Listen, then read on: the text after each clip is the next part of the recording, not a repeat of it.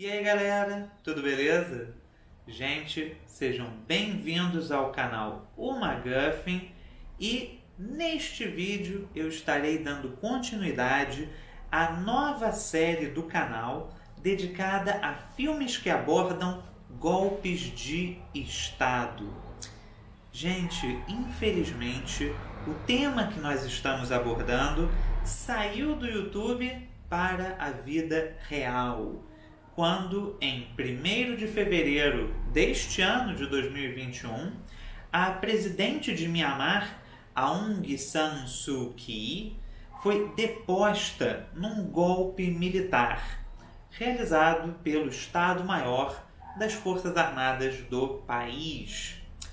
O golpe seguiu uma espécie de roteiro clássico que envolveu a ocupação de pontos-chave na capital e em outras grandes cidades do país, o controle das estradas do mesmo, a ocupação das redes de TV e o bloqueio de comunicação telefônica e via internet, além da ocupação militar de prédios públicos e da prisão de líderes do partido da presidente deposta.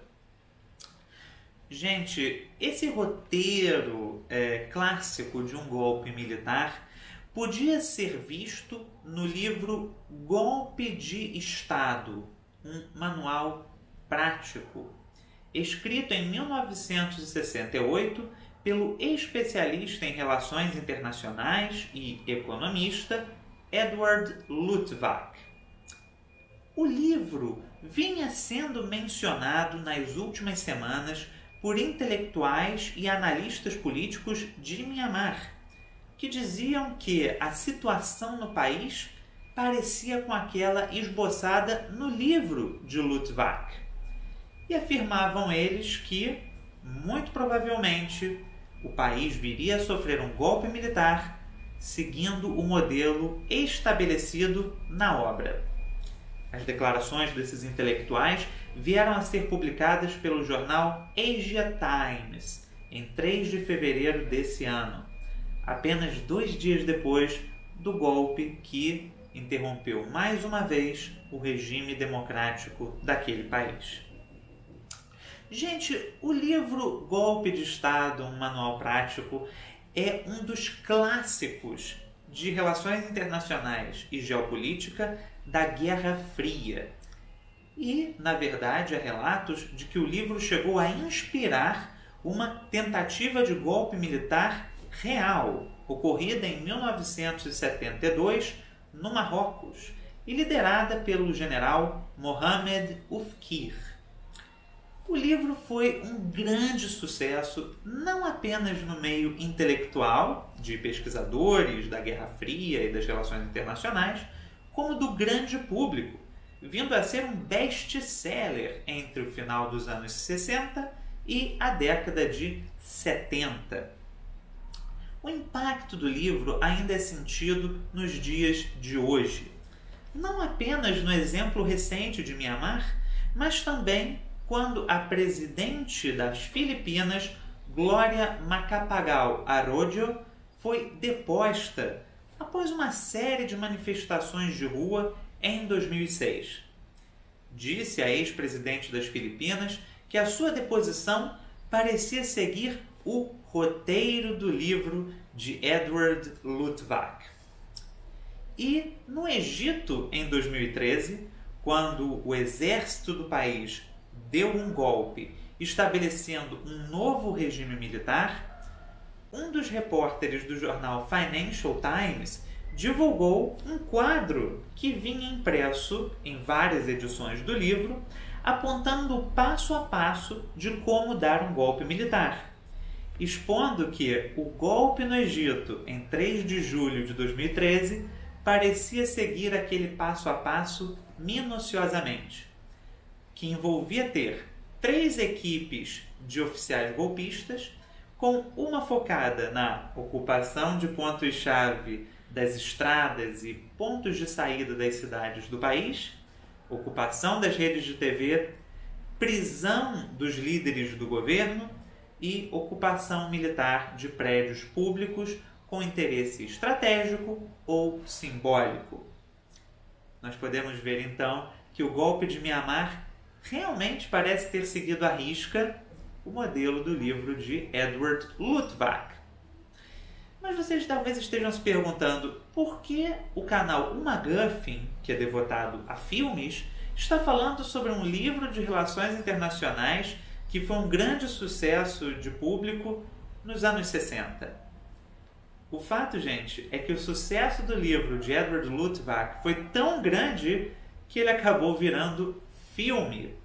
No caso, o filme Power Play, também chamado de Conspiração Total, de 1978, uma coprodução canadense e alemã ocidental, escrita e dirigida pelo cineasta canadense Martin Burke, e com um elenco estelar, liderado, entre outros, pelo grande Peter O'Toole, ator do clássico Lawrence da Arábia, David Hemmings, que já apareceu aqui no canal, tendo sido protagonista do filme Profondo Rosso, Prelúdio para Matar, de Dario Argento, e Donald Pleasence, um ator britânico com uma longuíssima carreira, tendo feito dezenas de gêneros cinematográficos e famoso por ter feito um dos personagens principais do clássico do gênero do terror, Halloween. Gente, o filme Power Play retrata um país fictício no qual um grupo de oficiais idealistas das Forças Armadas decidem depor um governo corrupto e autoritário, cuja sustentação vem do uso de uma polícia secreta que se vale do uso sistemático da tortura de opositores. A confusão e o caos político gerados por esse governo autoritário, mais civil, gera ainda um fenômeno que seria o do terrorismo e da guerrilha urbanos. Diante desse cenário, que esse grupo de oficiais considera como antidemocrático e caótico, eles decidem se unir e esboçar um plano, um passo a passo, para que eles possam depor o governo, tomar o poder e, talvez, conclamar novas eleições. Gente, o filme é uma grande aula de como executar um thriller político. E ele segue em larga medida a estrutura dos filmes de assalto, o famoso gênero heist movie. Os heist movies são basicamente filmes que retratam um grupo de assaltantes, normalmente assaltantes de banco ou ladrões profissionais, enquanto eles traçam um plano minucioso de como eles irão roubar um determinado objeto. Esse tipo de filme, famoso em execuções como 11 Homens e um Segredo, basicamente nos conquistam enquanto público porque mostram técnicos, profissionais de um determinado gênero, atuando da melhor forma possível na sua área específica. Há uma espécie de fascínio inerente em vermos especialistas trabalhando, sejam eles assaltantes de banco, médicos, advogados, policiais ou, nesse caso, militares golpistas. O filme Power Play, portanto, faz uma adaptação fidedigna do passo a passo que Edward Luttwak expôs no seu livro de 1968. Porém, além de seguir esse passo a passo, o filme consegue levantar algumas questões filosóficas muito importantes. Sobretudo, o questionamento se, ao realizar um golpe militar para implementar a democracia no país, será que os militares não estariam, na verdade, acelerando um ciclo autoritário e violento? Essas questões, gente, acabam fazendo com que o filme se torne mais profundo do que simplesmente ser um thriller político e de ação. Nós acabamos vendo as reticências, as reservas, as dúvidas dos vários personagens que compõem a conspiração militar. Nós vemos também que eles não necessariamente concordam em todas as questões políticas, o que talvez possa representar um risco para o futuro regime que eles desejam implementar. Diferente do último vídeo que eu fiz, gente, sobre Vogliamo e Colonnelli, em que eu dei um spoiler do filme, e fiz isso por causa da dificuldade em se achar uma cópia desse clássico da comédia italiana, neste caso aqui eu não vou contar nada a respeito do final do filme. Em larga medida, porque é muito fácil assisti-lo. Ele se encontra disponível no YouTube com legendas em espanhol. E eu estarei disponibilizando o link aqui embaixo para vocês. Gente, esse filme, Power Play, faz parte de uma série de filmes que marcaram a história do cinema do continente americano e são basicamente os filmes do chamado período do Tax Shelter canadense, ou o período do paraíso fiscal canadense, que se estende de 1975 a 1982. Nesse período, galera, o governo do Canadá decidiu que queria incentivar, dar um boom na sua indústria cinematográfica. E por conta disso, o governo decidiu criar uma lei de incentivo fiscal para a produção de filmes. De acordo com essa lei, qualquer pessoa que investisse num filme canadense, portanto produzido no país, poderia descontar 100% do valor do investimento no momento de fazer a sua declaração de imposto de renda. Gente, isso fez com que houvesse uma explosão na produção cinematográfica do país. Foram feitos todo tipo de filmes, comédias pastelão, filmes de terror, suspenses, thrillers políticos, filmes de ficção científica, tudo o que vocês possam imaginar. Alguns de qualidade duvidosa e outros que passaram a ser considerados clássicos de seus gêneros, como o famoso Shivers, de David Cronenberg, o grande cineasta canadense cuja carreira começou exatamente no período do chamado Tax Shelter. Nesse período, gente, até alguns gêneros cinematográficos de renome mundial ganharam um reforço graças à incrementação da produção cinematográfica canadense. Foi o caso do gênero slasher, os filmes de terror em que normalmente um serial killer mata adolescentes. Muitos dos filmes da chamada Era de Ouro dos slashers, que vão do final dos anos 70 a iníciozinho dos anos 80, foram produzidos no Canadá e não nos Estados Unidos.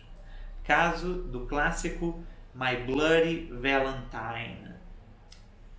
Gente, o filme Power Play, portanto, acaba sendo também uma espécie de arca do tempo, de um momento muito específico na história do cinema comercial do continente americano. E é uma excelente obra para se questionar as consequências políticas de golpes de Estado.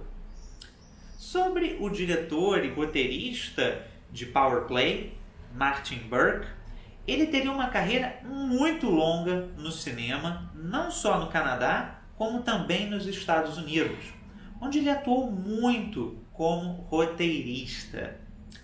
Nos anos 90, Martin Burke acabaria fazendo duas sátiras políticas muito famosas na TV norte-americana. Tratavam-se de dois filmes produzidos para a rede de televisão a cabo HBO. Eram eles Máquina de Guerra, um retrato satírico sobre as relações corruptas entre a indústria armamentícia e o exército norte-americano, e o filme cult A Segunda Guerra Civil, dirigido por Joe Dante. Na trama, um governador populista de um estado americano decide abraçar a bandeira da luta contra a imigração e diz que nenhum imigrante e refugiado poderá entrar no seu estado. Isso faz com que outros governadores norte-americanos tomem a mesma decisão. E logo, a questão da imigração e do multiculturalismo passam a criar uma situação de tensão no país, que talvez redunde numa nova guerra civil entre os estados americanos. Martin Burke, um outsider, alguém que estava na verdade vindo a convite na sociedade americana, conseguiu perceber que nas décadas seguintes a questão da imigração e das identidades multiculturais seria o vetor de geração de tensões políticas no país. Isso muito antes do período atual em que estamos vivendo e onde, nos Estados Unidos e em diversos países europeus, se fala muito sobre muros e necessidade de restrição da entrada de refugiados. Gente, isso talvez seja mais um ponto para lhes convencer a ver Power Play, que é o produto de uma grande mente autoral do cinema político de thriller e de sátira. E um último detalhe, para quem for ver o filme, que eu recomendo bastante, prestem atenção na mensagem final da película. Talvez o cerne dela não seja necessariamente a natureza dos golpes de Estado, mas a ideia de que muitas vezes os agentes políticos não têm controle sobre as consequências de suas ações, sobretudo sobre as consequências históricas de quando eles realizam um golpe de Estado. E nesse sentido, o próximo filme que analisaremos aqui na nossa série é a história mais clássica sobre isso. A base de todo o thriller político já feito sobre golpes de Estado, golpes militares e sobre as consequências inadvertidas de se depor um regime político e tentar colocar outro em seu lugar. Trata-se da adaptação da peça de William Shakespeare, Júlio César, de 1952, famosa por ter contado com o papel de Marco Antônio ser interpretado por um então jovem Marlon Brando. Gente, se preparem porque o vídeo sobre Júlio César vai falar muito não só sobre o filme, mas também sobre a peça de teatro que o inspirou e que ele adaptou. Até lá, gente, desejo a vocês bons filmes, faço votos para que vocês assistam Power Play e vou lhes convidar para acompanharem o canal, apertando a sineta e tornando-se um assinante. Até para saberem quando virão novos vídeos da série sobre filmes que abordam golpes de Estado e para ver também a série paralela que o canal está exibindo. Uma série de lives sobre filmes que abordam cinema brasileiro e identidade nacional, realizadas com o professor Tiago Cabreira. Gente, muito obrigado por vocês estarem assistindo esse vídeo e até a próxima!